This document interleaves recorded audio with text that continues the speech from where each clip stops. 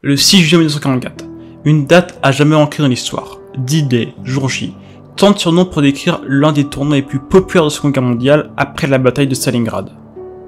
Commémorée chaque année pour honorer la force de ces soldats, cette date est retenue par l'histoire comme celle des libérateurs de l'Europe du nazisme. L'opération Overlord ne fut pas la plus grande de l'année 1944, mais elle faisait partie d'une attaque coordonnée entre l'Union soviétique et les Occidentaux. Le résultat de l'opération Overlord le 6 juin 1944 et de l'opération Bagration le 22 juin 1944 furent des opérations majeures d'une taille gigantesque avec des résultats extrêmement positifs pour les deux camps. Du côté soviétique, l'armée rouge a réussi à avancer de plus de 500 km sous le front germano-soviétique pour pousser les Allemands jusqu'aux portes de Varsovie. Du côté des Alliés, la principale réussite est qu'ils ont réussi à s'emparer des plages de Normandie.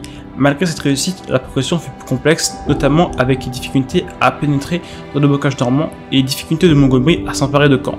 Malgré cette progression lente, durant le mois de juillet 1944, le front fut percé avec l'opération Cobra, qui change la donne. Le résultat pour l'Allemagne à la fin de l'année 1944 est catastrophique. Cette dernière a perdu l'intégralité de la France, de la Belgique et une petite partie de la Hollande.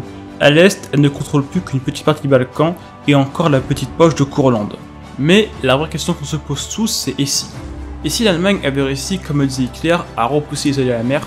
Et si le 6 juin 1944 aurait été pour l'Allemagne nazie un jour de seconde fête nationale après celle lors de la victoire à la bataille de Dunkerque ? Bonjour à tous, c'est le guide et aujourd'hui nous nous retrouvons pour une seconde uchronie alors que la première avait été sur la bataille de Midway. Cette fois-ci, celle-ci sera sur et si l'opération Overlord avait échoué. Avant d'expliquer le contexte de l'opération Overlord, cette uchronie se divisera en trois parties. La première portera sur la situation avant l'opération Overlord, la deuxième j'imaginerai et expliquerai un scénario dans lequel le Reich parvient à repousser l'invasion alliée, la troisième traitera des conséquences d'une victoire allemande en Normandie. Donc un peu de contexte. 1943, une année très spéciale pour le Reich, une année où la défaite se fait réellement sentir. Commençons au début du mois de janvier où la 6ème armée s'est rendue à Stalingrad. En Afrique du Nord, pas mieux, l'Afrika Korps s'est aussi rendu. Mais ce n'est pas grave, en Russie, le général Erich von Manstein réussit à contrer l'offensive soviétique suite à la poche de Stalingrad. On peut dire que l'été ne sera que de mieux, c'est souvent une saison qui réussit à la R, Fall Geb, Fall Blow et Barbarossa. Et bien raté. À Kursk, les Allemands se ratent, trop de retard, pas assez d'hommes, pas assez de chars, de l'équipement amené en précipitation comme le char Panther qui a une stabilité catastrophique. De plus, cette année 43 voit les Alliés débarquer en Sicile, ce qui oblige Hitler à retirer les troupes de l'Est pour les allouer à un nouveau front. 43 est aussi l'entrée en action de l'US Air Force, compliquant encore plus la situation du Reich qui doit désormais faire passer la Luftwaffe d'un rôle offensif à défensif et voit une partie des unités anti-aériennes de la Luftwaffe se faire rappeler en Allemagne pour défendre les sites industriels. Malgré cet état positif des Alliés, le chef de l'Union soviétique, Joseph Staline, est faussé par la situation actuelle. Son pays encaisse la majeure partie des forts allemands et le débarquement en Sicile ne le siégeait pas, cette opération ne mobilisant que 12 divisions allemandes. En ce qui concerne les bombardements stratégiques, il estime qu'ils ne causent pas de lourds effets sur l'Allemagne, ainsi il réclame que les Alliés réalisent ce qu'il appelle depuis plusieurs années le second front, avec des conditions bien spécifiques comme un débarquement dans le nord de la France pour atteindre directement la Ruhr, le poumon industriel de l'Allemagne. Donc à la conférence de Téhéran qui voit nos trois protagonistes se retrouver pour discuter de l'avenir de la guerre et des futures opérations, cette conférence voit Roosevelt influencé par le général George Marshall affirmer Staline qu'il compte effectuer un débarquement autour du 5 mai 1944.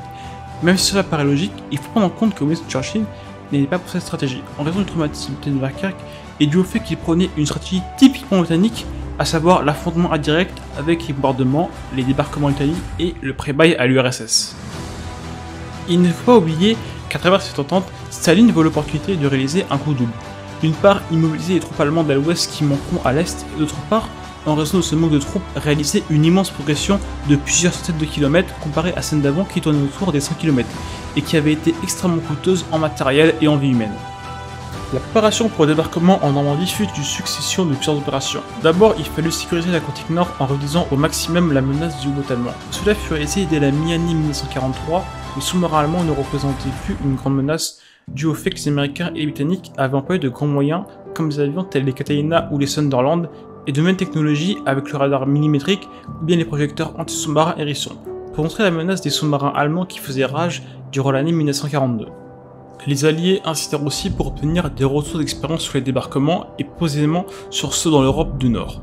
Bien que le raid de Dieppe en août 42 soit beaucoup plus connu pour la catastrophe qu'il a été, cette opération a permis d'acquérir de nombreux retours d'expérience sur les besoins des troupes lors des débarquements. Ces besoins étaient variés, notamment la nécessité de véhicules amphibies, de matériel de déblaiement d'obstacles, une meilleure reconnaissance pour intensifier les défenses, une meilleure planification ainsi qu'un renforcement de l'artillerie navale et du soutien aérien. Ensuite, les Alliés avaient l'objectif de réduire la menace aérienne de l'Oberwaffe, voire même de l'annihiler. Au cours de l'année 1943, les Américains avaient tenté des bombardements de jour au-dessus du Reich, mais ceci s'est montré infructueux en raison de doctrines mal adaptées, comme par exemple l'utilisation de principes d'autodéfense hautement censurés, pour contrer le fait que les Américains n'avaient aucun chasseur avec une protection suffisante pour aller au cœur du Reich, ce qui se révéla catastrophique. Les raids de Ratisbonne et de Schweinfurt démontrent cela. Avec des taux de perte supérieurs à 25%, en 1944, l'USSRF et la Royal Air Force ont coopéré pour une nouvelle opération, l'opération Argument, qui cette fois-ci est nettement préparée avec de nouvelles doctrines et de nouveaux appareils comme le P-51 Mustang qui, grâce à sa rédaction, peut escorter les bombardiers jusqu'au cœur du Reich. Même si ce raid comporte d'importantes pertes en termes de bombardiers, d'un point de vue stratégique, l'industrie aéronautique allemande n'aura pas été entièrement détruite, mais en raison des objectifs vitaux pour la machine de guerre nazie, cela obligeait les chasseurs de Luftwaffe à engager le combat avec les chasseurs alliés, alors qu'auparavant, elles tentaient au maximum d'éviter ces combats pour limiter leurs pertes. En conséquence, se retourna à la perte de plusieurs centaines d'avions en quelques jours, mais surtout d'une centaine de pilotes expérimentés qui ne furent jamais remplacés.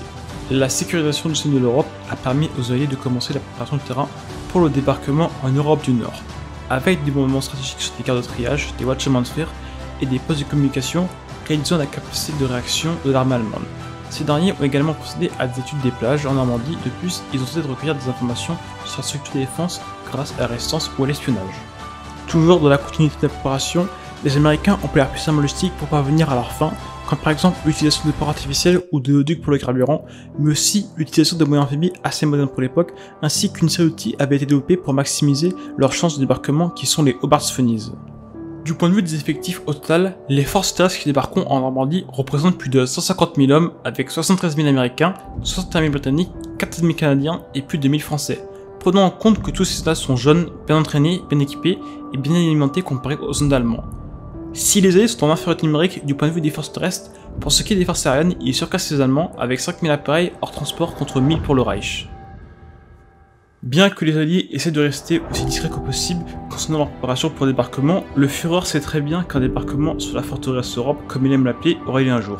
En fait, cela fait déjà plus de 2 ans qu'il attend qu'elle se produise. Il espère pouvoir réaliser un deuxième Dunkerque et ainsi traumatiser les armées anglo-saxonnes pour qu'elles n'osent plus se risquer à un débarquement sur la forteresse Europe, ce qui permettrait de sécuriser l'Europe du Nord pendant plusieurs années. Ultérieurement, il envisage de dégarnir le front de l'Ouest pour une réaffectation de ses meilleures unités à l'Est, où il sait très bien qu'il y a un fort écart entre les forces de l'Axe et les forces soviétiques. Afin de rééquilibrer la balance, dès lors il sait qu'en 1944, les soviétiques pourront lancer une offensive mais il ne sait pas où elle se produira. Il veut donc maximiser ses chances de défense par une réallocation des troupes. En 1944, l'armée allemande comptait environ 50 divisions en France, ce qui représente entre 300 000 et 400 000 hommes.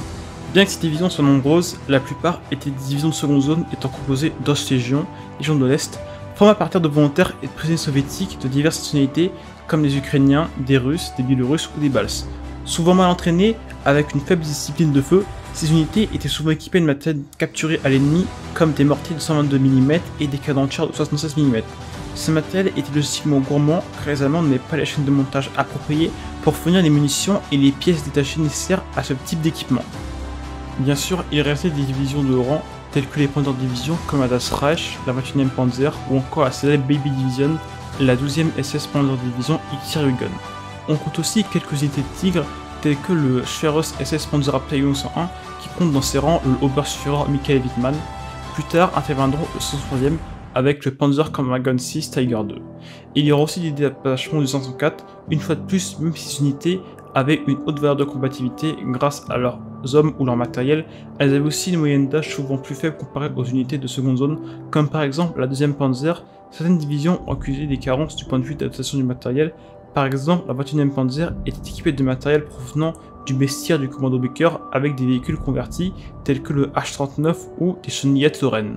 Les unités laissées à l'ouest n'étaient pas les seules cartes que Hitler avait en main contre les anglo-saxons.